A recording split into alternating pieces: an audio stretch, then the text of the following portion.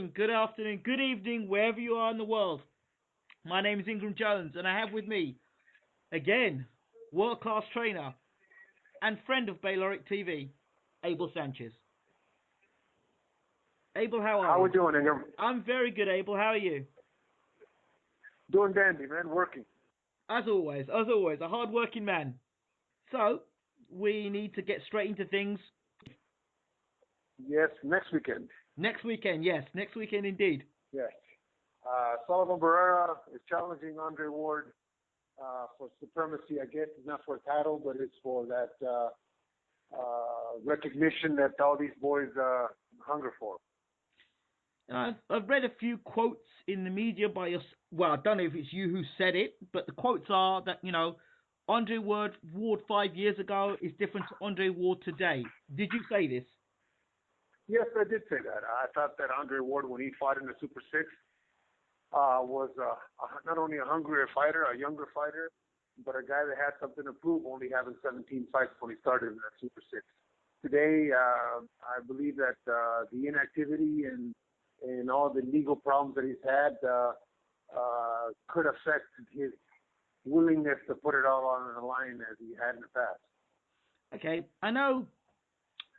I want to hear your opinion of what you believed, what your opinion was of Andre Ward when he entered the Super Six, and then when he went on to win the Super Six. What were your thoughts about him before he entered the Super Six? I thought that Arthur Abraham and Mikkel Kessler were going to be in the finals. Andre Ward being unknown, only having 17 fights. Really, yes, he was a gold medalist, but really he didn't shine. Let's just say in his first 17 professional fights. But he proved not only me but a lot of people wrong that there's quality there. It wasn't something that was evident at the beginning, but it was quality. There's a reason why he won the gold medal in the Olympics. Very good fighter, very smart fighter, very tricky fighter. He does a lot of things necessary to win. May not be very pleasing to say to a lot of fans, but he is a talent. And then, obviously, subsequently, him winning the Super Six. Recently I've got into a few debates with people, and they're saying, well, Andre Ward, he won the Super Six, but he didn't have to travel for the Super Six, and other fighters had to travel. What are your thoughts about Andre Ward winning the Super Six? Did he clean out the super middleweight division at that time or not? No, I absolutely think he cleaned out the division. That he didn't have to travel is kudos to his promoter, Dan Goosen at the time, who was able to negotiate that for him. But we all, as fighters, travel and we go to other places, so we're used to that. The fighters are used to that. That he fought at home, well, he just had home cooking. But a lot of the fighters that he fought were in town for at least a week, so they were able to acclimate themselves. Andre Ward beat them. It wasn't the fact that they were in another town. It's Andre Ward that beat them. Oh, yeah, I want to make that quite clear there, because there are people in forums that actually believe somehow that Andre Ward, had he travelled, he would have not won the Super Six. No, look, we're going to travel up to Oakland with Sullivan Barrera. If we don't beat Andre Ward, it won't be because we were in Oakland. It will be because my guy didn't do a job.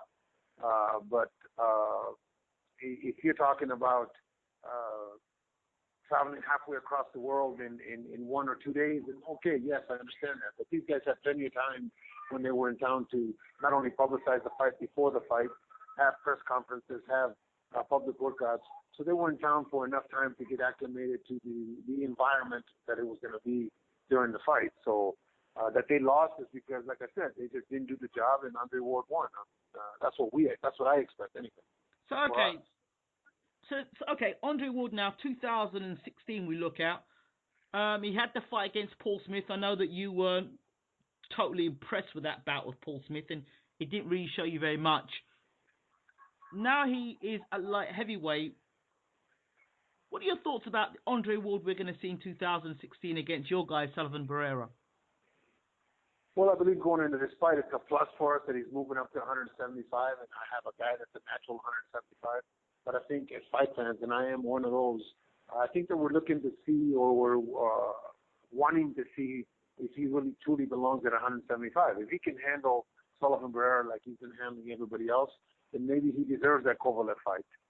But if he doesn't, then I think either he has to drop back down or take some time to get to that point where he's comfortable at 175. But I think that's what we're looking for as far as fans, as far as the fight. Well, he's been out a long time, and he was quite a big super middle. Would the timeout that he's had work in his favour for the whole light heavyweight thing, or do you think this is a calculated risk? This is a calculated risk on his part and on Virgil's part. They're taking a guy that is rated number 1 in the world because he beat Kara Murad. He's a mandatory for Kovalev, and it's a calculated risk for our team too. We have the number 1 spot ready to fight Kovalev. But I think in order to be great and in order to be with the elite, you have to beat the elite fighters. This fight was offered to Barrera, and his management was able to negotiate it and sign it. And it's a great opportunity for Sullivan as a prelude to a Kovalev fight. So, how do you view Andre Ward in 2016? I see him as a guy hungering for that recognition that he had back 5 years ago. I see a guy that's going to come out and give it his all and try to please fans. I know that he likes to say that he doesn't care really what the perception is, but all fighters care. He wants to be recognized for who he is or for who he thinks he is. That he will be the Andre Ward of 5 years ago, I don't know. I don't think he can recapture that in a couple fights in 5 years. Hold on. Can I help you? Oh, okay. Okay. So anyway, I don't think he can recapture that in a couple fights. But if that Andre Ward comes back during our fight, we're going to have a hell of a show. I think that Sullivan is in for the fight of his life. But again, that's why we do this. What have you done to prepare Sullivan for the fight of his life? Yeah, well, I've always believed that we have to prepare to the best that we can do. I don't care what Andre does. I only care about what Sullivan does. And if Sullivan can be at 100% for what he does, then we're going to have a good night. If we start adapting to what Andre does, the style of fight that he fights, then we're not at 100% for us. And I think it's important that we prepare to the best of our ability for our fight. One of the rumors I heard was that Sullivan Barrera was and Gennady Golovkin was sparring, and Sullivan Barrera was causing Gennady Golovkin a lot of problems. Is this true or not? No. So what it was is I put Gennady in there. This was a couple months ago. I put Gennady in there to help Sully with the inside game, to help out Sully with the placement of his head and how to maneuver guys around. Nobody, and I mean nobody, doesn't matter what weight it is, gives Gennady Golovkin a hard time. I know you say this, but of course I'm going to keep pushing you on this because... So of course, you can keep pushing me. Right. The question I'm going to ask, and I hear, and it must be for you, it's frustrating for me, because Gennady Golovkin is mentioned with mythical fights. He can beat this person, he can clean up from middleweight up to light heavyweight, he can do this, he can do that. But on my reckoning, his best opponent possibly is either Martin Murray or David Lemieux. I mean, he's not fought the best of the best yet. I mean, what are your thoughts on this? Okay, well, let's go back to middleweights. Yeah, let's go to Wilder or Fury. Name me the best opponents they fought before they fought for the title. Okay. Nobody. Yes. Okay. Go back to the only guy really that you can say has had a hard road and earned everything that he's got right now is Floyd Mayweather.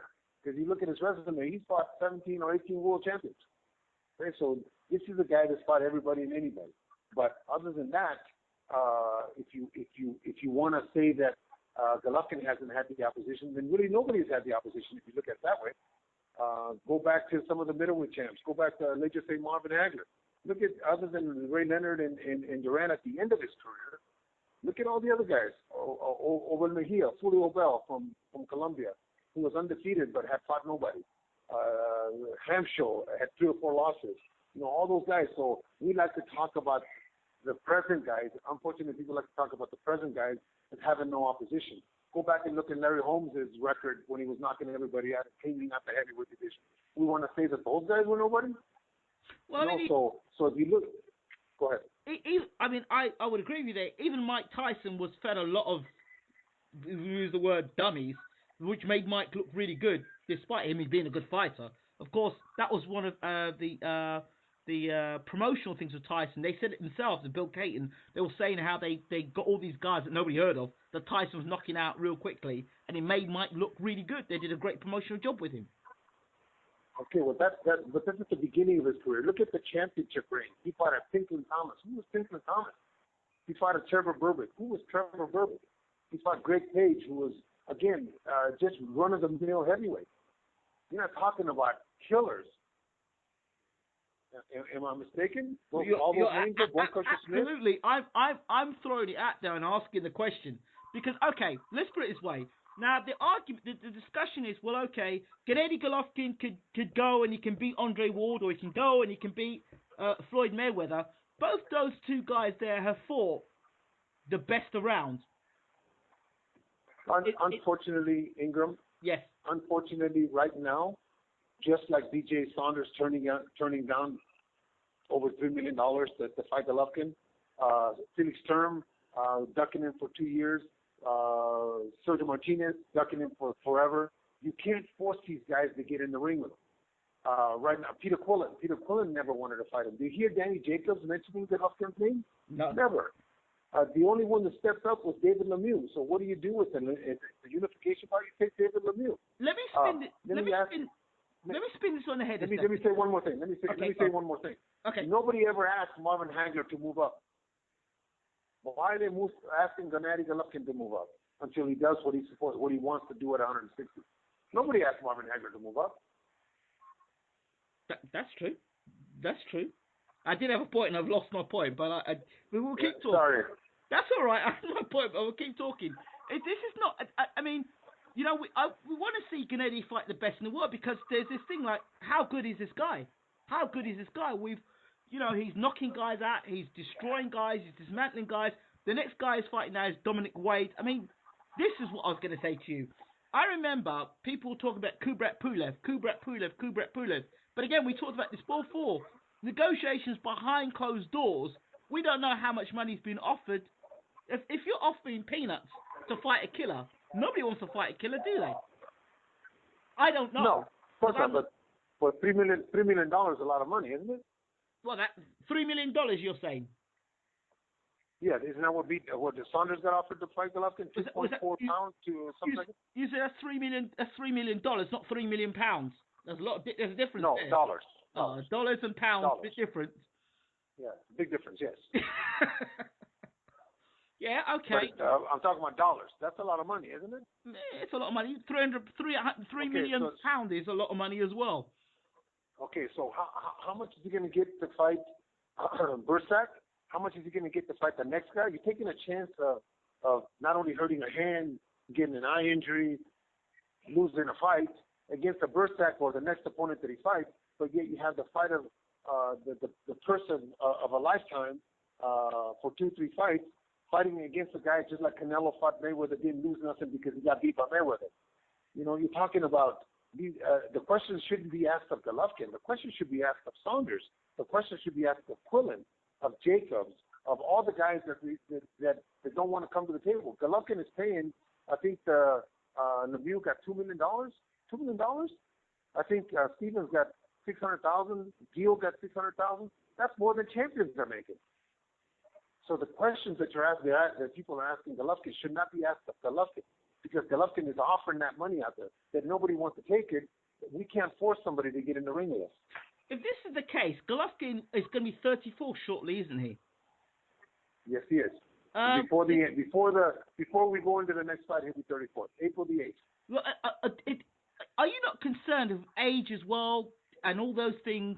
Do those things not concern you? Because he's 34 years old. This is not like a 23 or 24 or 25-year-old who can say, oh, we can hang on, we can wait a few years. I mean, you turn around again, you think again he's 36. Of course it's a big concern, but I go at it again. How much money do you have to offer somebody before it gets ridiculous, before we're not making any money?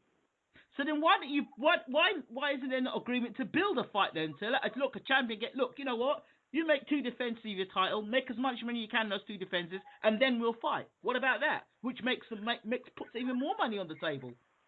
Okay, well, if that's what BJ's intention to do, great. That's what he's doing. That Lemieux people chose to take us on directly. That was their choice. Now, tell me, what other fighters in the middleweight division can you build up with 2 or 3 fights to make that kind of big impact? You tell me. There you go. You're silent. I am. Well, but doesn't that say that the quality of the middleweight division isn't the greatest? No, if we're being brutally honest.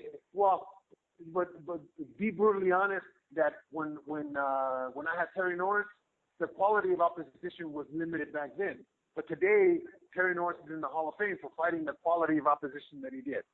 Okay. That before that, the quality of opposition for Ray Leonard, for Marvin Hagler, for Benitez, and for Duran was limited because they fought amongst each other. So you can go back anytime you want. But those guys. Go ahead. No, what I'm saying is that you can go back and ridicule the limited opposition because those guys were great. Just like Larry Holmes when he was in his heyday was great. Mike Tyson, again, if Mike Tyson had not been there, do you honestly think that Tinker Thomas and Bone Crusher Smith and Trevor Bruvik could not have continued as champions? Of course they could have, because Mike Tyson wasn't there. They could have fought amongst each other. Right now, they're talking about the Canelo fight. Do you honestly think that Canelo would be a 155-pounder if Golovkin wasn't there? He'd be a 60-pounder. That's damn right. It seems but Golovkin is there, so I'm never going to be a 55-pounder. I'm never going to be a 60-pounder. I have my own division. If Khan were to beat Canelo, would you take Amir Khan on? We would take whatever is the next fight for the WBC title. If they fight for the WBC title and there's an agreement in place right now that after the 7th, the winner has 15 days to say whether he wants to fight Golovkin or not. And then if they say yes, then they have 30 days to negotiate. If not, it goes to a first week. We don't care about Canelo. We don't care about Khan. We care about the WBC belt. Okay, well, it seems whoever is holding it. Okay, fair enough. I think the whole Golovkin thing is from your end as a trainer. Are you losing patience with this situation, or do you just think it's just a matter of time before you get the WBC belt? No, it's just a matter of time. After the 7th, we're going to find out how long it's going to take. Whether it's going to take immediately or it's going to take the 30-day negotiation, we'll find out. But Canelo has to answer that to the WBC. It's a letter that's signed by everybody concerned. It's an agreement. So if we fight them, great. If we don't fight the winner, that's okay too. We'll go on to the next one. Whatever happens. There's another 15 contenders in the WBC that deserve a shot at the title. Understand that all these kids that are coming up, these 15 contenders that have worked themselves up to a certain position, all deserve a title shot. All deserve the opportunity to be champion. So that Golovkin is fighting the next one in line is what's supposed to be done. Golovkin got an opportunity. Golovkin got sidestepped by Stern for 2 years until they moved Stern up to super champion and we were able to fight for the title. But all these guys that are coming up deserve the same opportunities that we are getting, and that is to fight for the world title. Well, you can't argue with that. So, your thoughts on the whole Canelo Khan thing? Why do you think that fight's even been made? I think that Canelo insisted on it being a pay-per-view fight, and the only way it can be a pay-per-view fight is with a name. Canelo's not strong enough to carry it himself, as Floyd was, so the name had to be somebody that was recognizable enough to carry some of the pay-per-view. And I think Khan, although he's a welterweight, was the only known name that was willing to take the fight, one, and that was known enough to warrant that. Or else it's not a pay-per-view fight. Is it a good fight, or is this a blowout we're looking at? You know what? I think I'm in the minority, Ingram. I think it's a good fight. I think that Khan moving up those 8 pounds may gain a little resistance in the chin area. I think that he's got fast feet and fast hands, and I think he can frustrate Canelo. That he can knock him out with one punch, no. But then again, Ray Leonard didn't have to knock out Hagler with one shot. He beat him in a decision. So I think that Khan has the tools to do it. It's just that he can't get brave. He can't get stupid in there. He's got to keep his composure, and I'm sure Virgil is drilling him on that. He's got to listen to his corner and just maintain, just one run at a time. And if he does that, I think he has a great chance. The left hook of Canelo and Khan's vulnerability to the left hook. He's going to have to do something about that, don't you think? Yes, absolutely. He's got to have to keep distance and make sure that he's first with his punches. Remember, the other guy's going to be 175 pounds. The other guy's going to be slow and methodical in the ring because he's going to be heavier. He's slow-footed as it is. So if he gains that kind of weight and Khan can be smart, I think that he can avoid those left hooks just by being smart and staying on the outside and boxing. He's a bigger man, longer than Canelo in arm length. So if he doesn't lose his mind in there, he can do well. Okay. News outside of this the actual Big Bear Mountain, and of course you've got heavyweight training to defend his world title. Charles Martin up in Big Bear. Have you seen him at all? I've seen him a couple of times. I really try to leave these guys alone. It's their training period. I try not to get in the way. They have their own methods, and I have my own methods. So, okay. But I have seen him a couple of times. I haven't seen him training. I've seen him just doing sit-ups, and as I walk in and walk out, he's in the gym. That's it. So you haven't seen him up. You haven't seen him do any training whatsoever, then? No. That's a shame. Because I was going to ask your thoughts on the fight.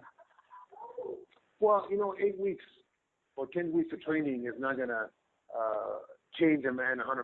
He is who he is. He's probably more focused now because this is more of a significant fight for him than some of the others have been. But 8 weeks is not going to change the man. He's still going to be Charles Martin. He may be more focused and maybe even stronger because they're doing a lot of different things, but he's still going to be Charles Martin. Okay, is that a good thing or a bad thing? You know what? As I mentioned to you before in another interview, yes. I think it's a fight too soon for both guys. I think it's a fight that they're equal in where they're at in their careers. But I think that Anthony has got that amateur experience that could prove to be the difference. Charles really didn't have an extensive career. The situation in the arena with all those people screaming Joshua's name could have an effect on Martin. Because he's never been in that position before, and Anthony, in a way, has. The Olympic gold medal prepares you in a way for those situations. So if there is a difference, it'll be because of the inexperience. But I think that they're equally matched, a little early in their career, but it should be a good fight. What do you think of the Southpaw Orthodox? Does that make a difference? Because it seemed that Joshua, in his Olympic run to the title or to the gold medal, struggled with Southpaws. Well, of course it'll be. Unfortunately for the right-handed guys, you don't get much quality sparring as a southpaw, and if there's a southpaw, he gets a lot of quality sparring for the right-handers, with the right-handers. So that may be an advantage for Charles. He can crack a little bit with his left hand. It's just a matter if Anthony is getting some quality looks in the gym with some southpaws, but I think at the end of the day, like I said, experience eventually wins out. The fight's a 12-round fight, and Anthony's got a lot of time to figure that left-handed stance out. If he doesn't, then Charles will be successful. Okay, it sounds fair enough there. Is there anything else that you yourself would like to talk about before we end the interview? Well, we have a young man named Murad Garcia here. I think I mentioned him to you before. Yes. Who is number one cruiserweight in the IBF. Okay. We hope to be fighting on the 17th of May, and then maybe the winner of Ramirez Lebedev. He's 22-0. He's 22 years old. He is probably the next Golovkin coming out of my gym. Okay, cruiserweight, interesting. What were your thoughts of Usyk? Well, Usyk is exceptional, and so is Braz. Braz, unfortunately, has had some injuries right now, but yes. Those, I think, are the two top guys that we have to be concerned with and look forward to meeting. But my kid's only 22 years old. I hope that in the next year and a half, 2 years, he grows another inch and a half. Right now, I have a hard time keeping him under 215, but he's growing. So, like I said, he's 22 years old, and hopefully in a year and a half, he'll grow into a heavyweight. Tony Bellew is now challenging for the WBC title now. Yes, Draws got hurt, so now he's going to fight, I think, what is he, a kid from the Congo, right? Yeah. Yeah. There's another southpaw. I believe he is a southpaw, the kid from the Congo. So I've seen him fight a couple times. A little short guy. Yes. He's got real quick hands, and he is a southpaw. It's a little awkward to fight. But it's Belou's having the opportunity, like I was mentioning a little while ago, he's one of the 15 chasing. He deserves the opportunity because he worked himself up to number 3. Yep. And now he's getting an opportunity. Now it's up to him. That he's qualified or not qualified, it's a judgment call. But the fact of the matter is he worked himself up there. There's a new heavyweight champion of the world in Lucas Brown defeating Shagayev. And I saw parts of that fight, yes. David Hay is chasing him, and Shannon Briggs is in the UK. Is that right? What's crazy Shannon doing there? He's running around the UK looking to get a fight with Tyson Fury or Anthony Joshua or David Hay. I don't know what to say. He's here at the moment. He's Let's Go champ. In a way, it's good for the heavyweight division. We have a couple characters in it, kind of not keep it as monotonous as it was before. Yes. But Shannon really hasn't done anything to deserve a title shot. He's a little older than he needs to be to get a title shot. He's no George Foreman. So I think that all these antics that he's doing are good for the sport, just because, like I said, a couple characters here along with Tyson Fury that are making it interesting. But at the end of the day, he's a little too old to be in the ring with not only Tyson, but even Vladimir or any of those guys. And to close, Julius Jackson, what is the update with that? Have you taken over as his trainer now? What's going on? Yes, his father and I made an arrangement that I will be working with him for the next 2 or 3 months, see if we can change his attitude about what he does in the gym. He's been with me now for about a week, and he's understanding what it takes to be at an elite level now. Mm-hmm. He's understanding the kind of work that needs to be done. I asked him this morning after the run, because we had a real hard day the day before. I asked him this morning, and I asked him how he felt. And he says, "Coach, I feel like a zombie. My legs are dead, my body's dead, but I guess it's a maturing process. It's a process you got to take over, and I have to get over this." But he was extremely tired, extremely wore out, but that's just part of it. He'll get over it. He'll be better. This is interesting because he's a Caribbean. I consider him a Caribbean fighter. Although he's from the US, a Caribbean fighter. Tell me, what is the difference between where Julius Jackson was and where you want him to be? What is the difference? Because I know as a trainer, you've got your eyes. What is it you'd want to see more of Julius, or where you'd want to take him? Okay, well, first of all, his father was a Caribbean fighter too, but his father was exceptional. His father had qualities that are very seldom found in any fighter of any region or any area. Julius happens to be a Caribbean fighter that is typical Caribbean person, laid back, everything's easy, no hard work, we'll do this tomorrow, that kind of, which is great, but not in this game. For boxing. Not for boxing. Not for boxing, no. So that's the mentality that we have to change. That's the attitude that we have to change.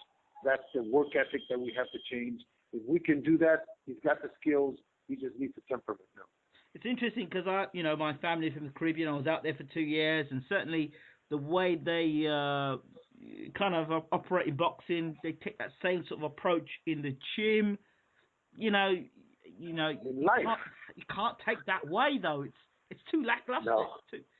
You get yourself knocked out. Absolutely, he did. Exactly. So I'm wishing him all the very best. He's got a very good coach in Abel Sanchez, which is yourself, and I really want to see the return of Julius Jackson, and I wish him well. Thank you very much. I'll tell him. Abel Sanchez, thank you so much for talking to Bayloric TV. We really enjoy talking to you. Always open, always honest, and always insightful. I learned so much when I talk to you. Well, I enjoyed it. I hope to be talking soon. Have a great day. You take care. All the best. Okay. Bye-bye.